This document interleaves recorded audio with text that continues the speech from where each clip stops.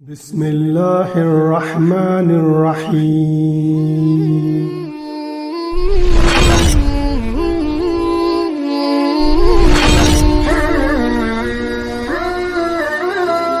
ناظرین، پیش خدمت ہے حدیث رسول صلی اللہ علیہ وسلم، باب اس بیان میں کہ جہاد بھی جزء الایمان ہے۔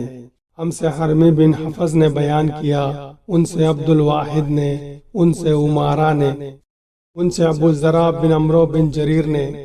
وہ کہتے ہیں کہ میں نے ابو ہریرہ رضی اللہ عنہ سے سنا، وہ رسول اللہ صلی اللہ علیہ وسلم سے نقل کرتے ہیں کہ رسول اللہ صلی اللہ علیہ وسلم نے فرمایا، جو شخص اللہ کی راہ میں جہاد کے لیے نکلا، اللہ اس کا ضامن ہو گیا۔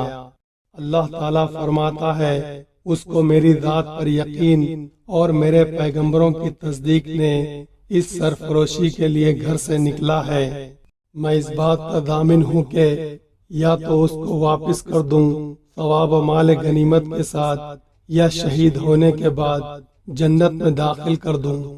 رسول اللہ صلی اللہ علیہ وسلم نے فرمایا، اگر میں اس کام کو اپنی امت پر دشوار نہ سمجھتا تو لشکر کا ساتھ نہ چھوڑتا، اور میری خواہش ہے کہ اللہ کی راہ میں مارا جاؤں، پھر زندہ کیا جاؤں، پھر مارا جاؤں، پھر زندہ کیا جاؤں، پھر مارا جاؤں۔